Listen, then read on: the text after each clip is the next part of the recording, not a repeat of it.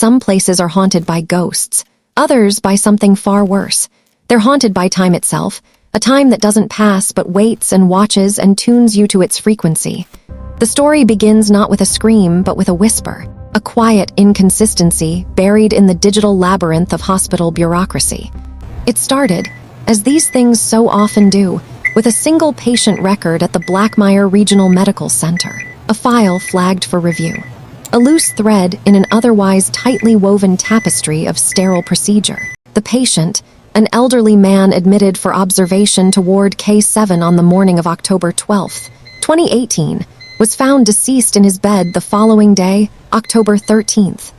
A tragedy, but a common one in a geriatric wing. The attending nurse made the call, the paperwork was filed, a time of death was logged. But the official postmortem report, finalized a week later, listed his time of death as 3:47 a.m. on October 14th, 2 full days after his body had been moved to the morgue. When the family, confused and grieving, pointed out the impossible discrepancy, the administration offered placating smiles and explanations of administrative lag and clerical backlogs. A data entry error. A simple mistake. But for Dr. Aliner Voss, a sharp, methodical neurologist who had consulted on the case, it wasn't simple. It was a logical tear. A small, perfect impossibility that her mind refused to dismiss. She copied the file to a private drive. She kept the case open. It was a decision that would unravel not only her career, but her entire perception of reality. To understand the anomaly, you must first understand the place. Blackmire Regional isn't a place of healing. It's a place of waiting. It looms on the misty outskirts of Thornwood Heights, Oregon, a town that feels perpetually caught in the amber of a dreary autumn afternoon. The hospital is a relic of brutalist 1960s architecture, a concrete monolith built atop what local legend claims was once a Cold War communications outpost, a place designed to listen to secrets whispered on the airwaves. Its east wing, designated Ward K, was originally designed for long-term psychiatric care, a place for minds that had come untethered. By the 2000s, it was repurposed for geriatric patients, the forgotten elderly. Then, in 2011, it was officially shuttered. Budget cuts, they said. The doors were chained, the windows boarded. A dead wing on a dying hospital. Except it wasn't dead. It was dormant. Archived satellite thermal scans, buried in public access geological surveys, show faint but persistent heat signatures bleeding from Ward K as recently as 2015. Internal staff logs, which we acquired through a source, confirm that janitorial rotations for the decommissioned wing continued nightly until late 2019. They were polishing floors for ghosts. And the patient transfers, they never truly stopped. Always at night, always under heavy sedation. The logs are cryptic, but they show a steady trickle of patients being moved not just to Ward K, but to a specific sublevel. A place that doesn't officially exist. Ward K7, the 7th sublevel of the East Wing. You won't find it on any hospital blueprints. It isn't marked on fire evacuation maps. It is a phantom limb of the building's architecture, but it appears, again and again, in heavily redacted staff incident reports, always referred to by the same chilling euphemism, the quiet floor. Our key to this locked room came from a whistleblower, a former IT technician who worked at Blackmire from 2016 until its final days. He gave us access to a ghost drive, a backup of the hospital's internal servers, and within the mundane code of routine maintenance logs, we found the glitch: corrupted timestamp clusters, digital stutters that originated from only one place, the monitoring systems in K7. One entry, in particular, dated November 3rd, 2019, at what should have been the dead of night, reads like a passage from a dead language. Patient 8741 vitals stable. Respiration, 12 BPM. Core temp, 36.8 degrees C. EEG shows delta wave dominance consistent with deep NREM sleep, all standard. But then, a note appended by the system itself. Clock sync error, local system time reads 0218. NTP server reports 0459. Discrepancy logged and ignored per protocol theta. Protocol theta. The phrase appeared 47 times in 18 months of accessible logs. It was never defined, never clarified. It was an override command, an instruction to ignore the impossible. a command invoked only when the clocks in Ward K7 disagreed with the rest of the world. Dr. Voss had seen these discrepancies, too. We have her notes, recovered from a water-damaged Moleskine journal found in her apartment after she vanished in March of 2020. Her elegant, scientific script grows progressively more jagged, more desperate with each entry. She describes K7 not as a ward, but as a pocket. A literal fold in space-time, anchored to the hospital's foundations. Her theory was terrifyingly plausible. She believed the original 1960s construction had incorporated experimental microwave resonance chambers, repurposed from the old Cold War listening post buried beneath them. Gigantic, powerful machines designed to manipulate frequencies, chambers that were never decommissioned. Voss believed they had been reactivated, intentionally. Her final pages are a scrawl of frantic thoughts and chilling observations, phrases like they're not aging. They're accumulating time, and the walls breathe when the lights go out are scribbled next to complex waveform diagrams that match no known broadcast spectrum. She wasn't just investigating a medical anomaly. She was mapping the geography of a nightmare. And then, there is the audio. The most concrete, the most visceral piece of evidence we have. On the night of January 17th, 2020, a veteran maintenance worker named Carl Renner was dispatched to K7. The work order was simple. Replace a faulty HVAC sensor. For insurance purposes, Renner always carried a personal voice recorder to document his work, narrating equipment faults. We have the last 23 minutes of that recording. For the first 19 minutes, it's exactly what you'd expect. The distant hum of hospital machinery, the squeak of his cart's wheels on linoleum, his own tired breathing. He describes the corroded sensor, the draft coming from the vent. It's mundane. Then, at the 19-minute and 3-second mark, a new sound bleeds into the recording. A low-frequency hum. It's not mechanical. It lacks the clean, consistent repetition of a motor. It's organic, pulsing, like a monstrous heartbeat resonating through the very bones of the building. At 19 minutes and 41 seconds, you can hear Renner's work stop. He whispers, his voice tight with confusion and fear. That's not the boiler. For the next 90 seconds, there is only the hum and the sound of Renner's ragged, shallow breaths. An eternity of silence. Then a voice. It's female. It is perfectly calm, unnervingly clear, and seems to be right next to the microphone. It says, "You're early. You haven't been called yet." Renner makes a choked, terrified sound. He manages one word, "Who?" The recorder clicks off. Carl Renner never clocked out. He never exited the wing. His security badge was found the next morning by a janitor on the floor of room K714, still radiating a faint, inexplicable warmth. Room K714, the same room assigned to patient 8741, the man who died on 2 separate days. The leaked autopsy photos of this patient only deepen the mystery. They show a man whose internal organs were in a state of advanced senescence, withered and failing as if he'd lived to be 110. But his skin, the epidermis covering his body, was smooth, unblemished, like that of a man in his late 50s. And his eyes were a neurological impossibility. Both pupils were fixed and dilated, but asymmetrically. The left was locked at 4.2 millimeters, the right at 7.1. Such a condition is a hallmark of severe brain trauma, but there was no trauma recorded. No fall, no injury, just a quiet night on the quiet floor. In February 2020, just a month before she disappeared, Dr. Voss escalated. She submitted a formal, urgent request to decommission Ward K7 entirely, to seal it in concrete. She cited what she called non-Euclidean spatial signatures, detected with modified LiDAR equipment she'd smuggled in under the guise of a plumbing inspection.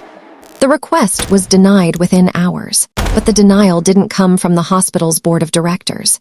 It came from a P.O. box in Fairbanks, Alaska, registered to a shell corporation with an unnervingly sterile name, Viridian Threshold Group, a ghost company. Public records show Viridian has no employees, no offices, no digital footprint. Its only registered asset is a single piece of antique electronics, a decommissioned shortwave transmitter, model Hallicrafters SX-115, last serviced in June of 1992. Why does a specific model of an old radio matter? Because in the back of Dr. Voss's ruined journal, there is a hand-drawn spectrogram, a visual representation of a sound wave. She had labeled it K7 resonance pattern. When you overlay that hand-drawn pattern with the archived transmission logs from that exact Hallicrafter's unit, logs we painstakingly recovered from dusty FCC archives, the waveforms align. A 99.7% match. Someone, somewhere, was broadcasting a signal directly into Ward K7. Not a message of words or music. They were broadcasting a frequency. They were broadcasting *time*. The final piece of visual evidence we have is both mundane and monstrous. An archived Google Maps street view image of Blackmire Regional, captured at 10:14 a.m. on April 4th, 2020, about a month after Dr. Voss went missing. The image is unremarkable at first. A gray building against a gray sky, the parking lot mostly empty. But if you zoom in on the east wing, 3rd floor, there's a window where the blinds are half drawn. And in that window, a figure stands perfectly still, facing the street, watching the Google car drive by. We ran the image through facial recognition software. The result was a 78% probability match for Dr. Alina Voss. But the software can't see the real horror. At that time of day, on that date, the sun was in the southeast sky. Any shadow cast would fall to the west, to the right. The figure's shadow in the window falls sharply to the left, an impossible shadow cast by an impossible light. The horrifying truth of Ward K7 began to crystallize. Time doesn't move differently there. It doesn't slow down or speed up. It moves in directions our three-dimensional minds cannot comprehend. In spirals, in loops, in echoes. The patients sent there aren't being treated for dementia or aging. They are being calibrated, synchronized, tuned like a radio to a signal that hums just beneath consensus reality. Staff who were forced to work the K7 night shift told stories in hushed, terrified whispers. They spoke of vivid, recurring dreams of walking down endless, identical hallways, opening doors to find older or younger versions of themselves staring back. Or worse, versions of themselves with pieces missing. We have a recording, made by a nurse on a hidden cell phone during a smoke break, her voice trembling. "Last Tuesday," she says, "I was washing my hands. I looked down, and I watched my own hand age from 28 to 63 in maybe 12 seconds. The skin wrinkled, the veins popped up, then it just snapped back. But my wedding ring, it stayed tarnished. The gold looked ancient. In late November of this year, my camera operator and I drove to Thornwood Heights. We had to see it. The main entrance to Blackmire was chained, festooned with permanently closed signs that flapped in the frigid wind like dying birds. We circled the building, our boots sinking into the cold mud. Around back, near the derelict ambulance bay, we saw them, fresh tire tracks, and a light, a faint, sickly amber glow flickering in a single basement-level window. We approached, a knot of ice forming in my stomach. The air changed. It didn't get colder. It got heavier, denser, like trying to walk through water.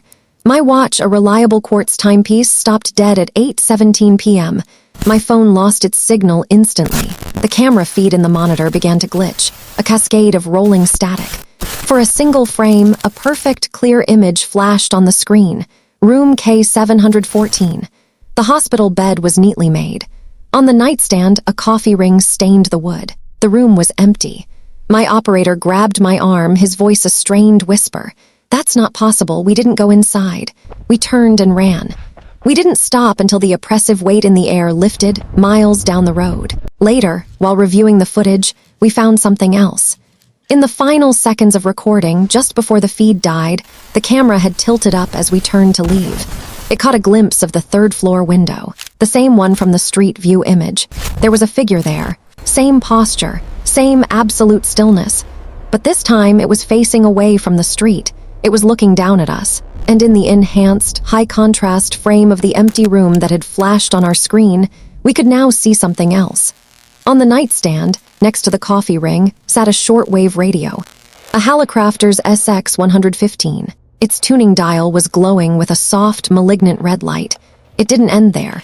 In the weeks that followed, I received 3 anonymous packages. Small, brown paper-wrapped boxes with no return address. Each contained a single cassette tape. The first tape played 45 minutes of pure white noise, then a single, crystal-clear sentence in what I am certain was Dr. Voss's voice. They're not keeping them alive. They're keeping them present. The second tape was nearly silent. All it contained was the slow or rhythmic thump of a human heartbeat, a sound that grew fainter and more distant with each repetition until it faded into nothing. The third tape I haven't played. It sits on my desk as I record this, sealed in anti-static paper. Scrawled on the label is a date that has not yet occurred, December 19, 2025. I find myself checking the time constantly now. My watch, my phone, the clock on the stove, they all seem to agree. For now. But last night I woke bolt upright at 3:03 a.m. From somewhere far away, or perhaps from inside my own head, I heard the faint sound of a shortwave broadcast. The gentle crackle, the click of a dial turning. And then a voice, calm, professional, like a late-night shipping forecast, spoke a single sentence. Ward K7 cycle complete. Prepare for intake. I live 1,200 miles from Thornwood Heights, Oregon. There are no hospitals for miles. But when I looked out my bedroom window, the streetlight on the corner was flickering. Not randomly. It was pulsing in a familiar, terrifying rhythm. Morse code, not an SOS, not a warning. Just 3 characters repeating into the darkness. K7. The most terrifying truth may be that Ward K7 isn't just a place. It's a condition. A state of being that propagates not like a virus, but like a story.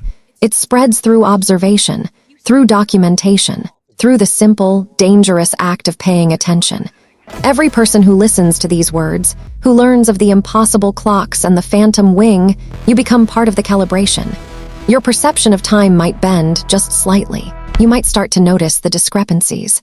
A photograph where you look subtly older than you remember. A voicemail from a loved one, inexplicably dated for tomorrow. A shadow in your peripheral vision that moves when nothing is there to cast it. The building itself is gone now. Blackmire Regional was officially demolished in June of 2023, but even its destruction was anomalous. Demolition crews logged official complaints about steel beams that weighed twice their calculated mass, of concrete foundations that refused to fracture under thousands of pounds of hydraulic pressure. One worker, a man named David Marsh, vanished during a night shift on May 29th. His last entry in the crew work log was found on a clipboard in his truck. It read, "Heard the hum again. It's not coming from the building. It's coming from inside my teeth." Recent satellite imagery of the site shows a new structure. A clean, modern, low-rise medical office complex. But if you apply a thermal imaging filter, you see it. One section of the new building glows colder than the rest of the surrounding earth. A perfect, cold rectangle on the 3rd floor, the exact dimensions of room 714. They're rebuilding it. Of course they are, because a thing like this, a resonance so fundamental, doesn't care about concrete or steel. It only cares about a signal and a receiver. And someone or something is still broadcasting. I recorded this script in what I believed was a single sitting. I started at 10 o'clock this morning. According to the file's metadata, the final audio is 25 minutes long. But the coffee in the mug beside me is still steaming hot. And when I look out my window, the sun hasn't moved an inch in the sky. It's still morning, isn't it?